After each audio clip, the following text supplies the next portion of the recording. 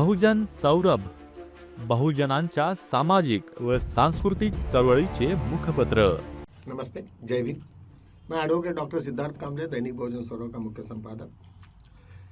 मित्रों, उस दिन मेरठ में नरेंद्र मोदी जी ने राहुल गांधी और कांग्रेस को जिस तरीका से कोचा, उतने रिवर्ट और उतने ही जोर से कांग्रेस मोदी जी के ऊपर में टूट पड़ी। तो जिन लोगों ने अपने शर्ट निकाल के जहाँ पे प्रदर्शन किया था, आर्टिफिशियल इंटेलिजेंस में जिस तरीका से इन्होंने लज्जो लफड़े किए थे और जिस तरीका से उन्होंने पूरे विश्व के सामने में अपनी नाक कटवाई थी, उसका वो प्रदर्शन था। उस प्रदर्शन को उन्होंने एक राष्ट्रीय मुद्दा बनाते हुए उन्होंने कहा कि भाई ये वो शर्मनाक बात है।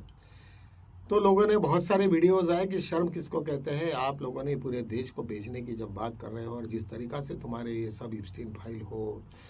या फिर नरवाड़े का बुक हो या फिर और वहाँ के क्रिमिनल केसेस का इशू रहो, ये सब चीज़ें कौन देश को कौन बर्बाद कर रहा है और इसके तरफ से बहुत बहुत कुछ होते हैं। फिर एक बार गलती किया कि बीजेपी ने कि उन्होंने जितने भी शर्ट निकाल के जो जिन लोगों ने प्रदर्शन किया, उनके यूथ कांग्रेस के मुखिया को उन्होंने अध्यक्ष को उन्होंने गिरफ्तार किया, 20 घंटा कुछ पूछताछ किया और आखिर में उनको अरेस्ट करने से और माहौल बिगड़ा और पूरे दिल्ली में सब के सब लोग जैन जी की जो गैंग है तो राहुल गांधी के साथ में वो सब के सब रास्ते पे आई और रास्ते पे आने के बाद में पुलिस को बहुत ज़्यादा मुसीबतें हुई। और मुझे लगता है कि ये सब जो लफड़ा हुआ और दो और ज़्यादा उन्होंने पब्लिसिटी दी है राहुल गांधी को। मुझे तो लगता है कि बीजेपी ही अभी ऐसे कुछ हरकतें करती है कि राहुल गांधी को लोगों को देखने के लिए मजबूर होते हैं। इसलिए मजबूर होते हैं कि जो बीजेपी के भी लोग हैं वो किस तरीक़ा से रिएक्ट हो रहे हैं राहुल गांधी और किस तरीक़ा से बातें कर रहे हैं। तो इसका मकसद कि मोदी जी के ऊपर में पूरा रिवर्स हो रहा और निगेटिव जा रहा है। तो मुझे लगता है कि कल और राहुल गांधी ने आज फिर दोबारा वही दोहराया कि उन्होंने जब अमेरिकन यहाँ पे पूरे के पूरे डंपर्स आ रहे थे और अंदर में पूरे के पूरी फौज ये घुस रहे थे सब, तब उन्होंने जिस तरीक़ा से मोदी जी ने उनको जवाब दिया, मोदी ने तो डायरेक्टली बात ही नहीं किया और इस तरीक़ा से उन्होंने कहा कि तुम्हें जो भी लगता वो करो। जो कि नरवाड़े ने कहा कि मेरे हाथ में कुछ भी नहीं था क्योंकि मैं देश का कोई मुखिया तो हूँ नहीं, क्योंकि पॉलिटिकल इश्यूज़ होते हैं और ये सब चीज़ों में कितने नाकामी तरीके से मोदी जी ने इस तरीक़ा से बात की। आज कुछ यूट्यूब में यहाँ तक आया है कि नरेंद्र मोदी ना केवल यूएस को सरेंडर है, वो चाइना को भी उतना ही सरेंडर है। इस तरीक़ा से वीडियोस आई है और आने वाले दिनों में बहुत कुछ होने वाला है। इस तरीक़ा से सभी लोगों को लग रहा है कि अभी यदि उन्होंने आवाज़ नहीं उठाए तो शायद देश को बहुत बुरी तरीक़ा से सफ़र होना पड़ेगा। आज पहली बार खरगे और राहुल गांधी दोनों भी एक मंच पे भोपाल में आए और उन्होंने कहा कि अभी इनके पूरा रिवर्स में गियर चालू हो गया है और बीजेपी के ऊपर में बहुत बड़ी मुसीबतें आने वाली है। शायद हो सकता है कि अभी रिवर्स गियर में वो कहाँ तक जाएगी और क्या होगा नहीं मालूम। जिस तरीक़ा से इन्होंने कहा कि इंडिया अलायंस के कुछ लोग आपस में इनको उनके ऊपर में मैं तो उनको क्लीन चिट दे रहा हूँ और ऐसा वैसा उन्होंने कहा कि भाई जब पूरे डील हो गए इनके टैरिफ के ऊपर में अमेरिका के साथ में, तो उन्होंने कैबिनेट को पूछा तक नहीं। मतलब इन्होंने समझा है कि ये पूरा देश मेरे बाप का है और मैं जो भी करूँगा वो सब कुछ मैं उसमें बराबर है। तो निश्चित रूप से कांग्रेस बीजेपी के भी लोगों ने कहा कि भाई जब वो कोई डिसीजन लेते ही नहीं, वो वन मैन आर्मी है, सभी पूरा देश उन्होंने अपने आप को सिर पे लगा के अडानी और अंबानी के साथ में घूम ये अपने उनके इशारों पे काम कर रहा है। तो निश्चित रूप से सभी लोगों को ये बहुत बुरी बात आ गई कि इतिहास में हम लोगों की क्या छवि रहेगी और इतिहास हमें कैसे याद करेगा। तो इस तरीक़ा से सब चारों तरफ में हुआ और मैंने यही कहा कि यूथ कांग्रेस वालों ने जिस तरीक़ा से उनको बंद किया गया 8-10 लोगों को, तो उतने ही ज़ोर से लोगों ने बैरिकेड तोड़ के पूरे के पूरे लोग सब रास्ते पे उतरे, जैन जी उतर गए और उन्होंने जितना भी मोदी के विरोध में जो भी कुछ कहना था वो सब कह दिया है। तो इस तरीक़ा से आज ये सब प्रदर्शन होते रहे हैं और आज जिस तरीक़ा से बहुत सारे 1-2 वीडियोज़ मुझे बड़े अच्छे लगे और बहुत अच्छा उन्होंने विश्लेषण किया कि आने वाले दिन शायद हमें इस तरीक़ा से हमारे सिचुएशन ख़राब हो जाएगी, क्योंकि हमारे जीएसटी का जिस तरीक़ा से रेवेन्यू घटा है इन दिनों में, क्योंकि चाइना का पूरा डंपिंग हो गया, अमेरिका का बहुत सारा माल डंपिंग हो गया, हमारे पास में पैसा नहीं, कई लाखों करोड़ आज हमने उसमें कुछ पैसा जमा करके गिरवी रख के हमने उसके अगेंस्ट में लोन उठाया, और ये सिचुएशन कंटिन्यूस रहा तो हमें लोगों के इवन तुम्हारे पेंशन का पैसा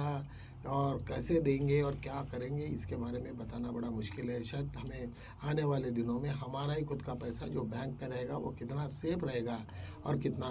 उसमें ये होगा, ये नहीं बात नहीं कर सकते। तो इस तरीक़ा से देश की जो हालत है, इस तरीक़ा से देश का जो कंगाल करके रखे हैं, तो आने वाले दिनों में बहुत कुछ बुरे हाल होने वाले हैं, इसके संकेत आज ही से मिल रहे हैं। और जिस तरीक़ा से पर कैपिटा इनकम और हर चीज़ों से, और जिस तरह हमारे देश की जो बर्बादी अभी स्टार्ट हो गई है वो अभी, और जब ये आ जाएंगे डोनाल्ड ट्रम्प और वो जिस तरीक़ा से ये सब करेंगे, और तुम्हारे को इवन सैलरी देने के लिए तुम्हारे पास पैसा नहीं रहेगा, क्योंकि पूरा माल इंपोर्टेड हो जाएगा, तो तुम्हारे जीएसटी वगैरह क्या रहेगा, क्योंकि वो डायरेक्टली जब 0% तुम्हें टैक्स में उन्होंने एंट्री करनी है तो वो काहे के लिए ये करेंगे, सब इंपोर्ट करते जाएंगे, अब अपने गोडाउन बनेंगे, ना जीएसटी कोई भरेगा ना कुछ करेंगे, और इस तरीक़ा से वो सब होगा। आने वाले दिनों में यहाँ तक होगा कि वो फॉरेस्ट गिरव रखना पड़ेगा उनको, पूरा का पूरा रेलवे उनको गिरव रखना पड़ेगा, एयरलाइंस, पोर्ट, सब उसमें निकाल के तब इनके लोगों की ज़िंदगी सुधरेंगी। जैसे वेनेजुएला में जिस तरीक़ा से हाल हो गए थे, सब कुछ समृद्ध था लेकिन पूरा वहाँ के लोगों ने मिसमैच किया, वैसे ही ये 10 साल में मोदी जी ने जिस तरीक़ा से ये देश की वाट लगा दी, तो वैसे ही अभी सब लोग बड़े मुसीबत में आ गए हैं। वहाँ पे यही नहीं तो सबसे ज़्यादा मुसीबत तो बीजेपी के खुद के लोगों के लिए है। वो ऐसे कि जो भी बिजनेसमैन है वो सबसे ज़्यादा वो वंचित रहेगा, क्योंकि जब बाहर से जब ट्रेडिंग चालू हो जाएगा तो यहाँ के लोग को क्या व्यापार करेंगे, कैसा व्यापार करेंगे और कैसा होगा इस देश का, क्योंकि प्रोडक्शन ही नहीं रहेगा, पूरा का पूरा माल इंपोर्ट करेगा, और जो भी प्रोडक्शन करेगा उसका प्राइस इतना ज़्यादा रहेगा कि तुम्हें उनको पुराएगा भी नहीं। तो ऐसे सिचुएशन में हमारे लोग किस तरीक़ा से जाएंगे, एजुकेशंस में तुम्हारे इंस्टीट्यूशन पूरे ख़त्म हो जाएगी, अमेरिकन इंस्टीट्यूशंस आ जाएंगे, बाहर के विदेशों के इंस्टीट्यूशन हमें आए यहाँ पे आएंगे, काम करेंगे, यूजीसी को अमेंडमेंट करना पड़ेगा, दुनिया भर की चीज़ें उसके साथ में कनेक्टेड है। और लेकिन एक बात है कि आज हमें जिस तरीक़ा से हमें आज़ादी मिलने के बाद में जो आरएसएस और बीजेपी के आरएसएस के लोगों ने जिस हर इंस्टीट्यूशंस के ऊपर में कब्जा करके रखा था, वो कब्जा निश्चित रूप से हमें उससे हमें राहत मिलेंगी, क्योंकि एक पर्टिकुलर जाति के लोगों को ही सब उन्होंने ये किया था। अभी वो इस तरीक़ा से कंप्रोमाइज़ करेंगे कि वो जो भी डोनाल्ड ट्रम्प कहेगा या अमेरिकन कहेंगे या कोई बिजनेस लॉबी कहेंगे उसके हिसाब से सब रिफॉर्म्स हो जाएगा। रिफॉर्म्स होगा तो निश्चित रूप से कुछ ना कुछ तो भी काम हो जाएगा, क्योंकि आज तक इन्होंने फेंसिंग करके रखा था। डॉक्टर बाबा साहब आम्बेडकर कहते थे कि एग्रीकल्चर का रिफॉर्म करो, कोऑपरेटिव सोसाइटी के जैसा करो, सबको एम्प्लॉयमेंट दो, लेकिन कोई किसी ने किसी का नहीं सुना। अनएम्प्लॉयमेंट बेनिफिट को बढ़ाओ, लोगों को अभी जितने भी स्कीम्स हो रहे हैं वो सब के सब मोदी ने और इनके बीजेपी ने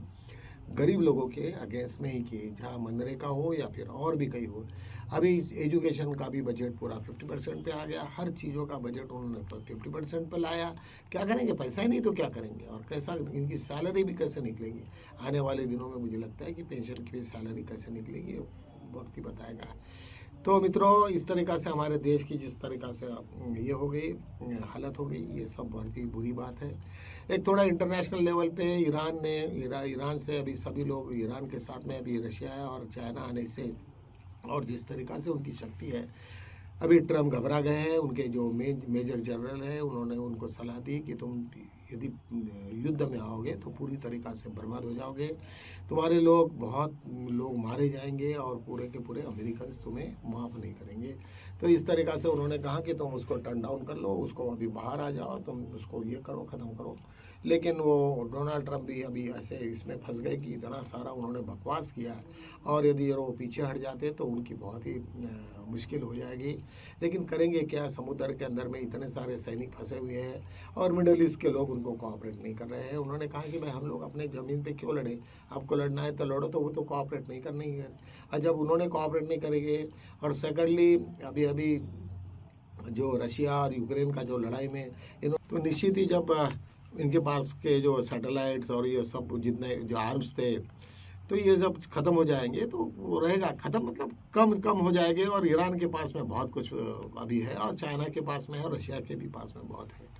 तो ऐसे सिचुएशन में डोनाल्ड ट्रंप को यही सुविधाजनक रहेगा कि उन्होंने अपने आप को विड्रॉ कर लें और शांति से रहे,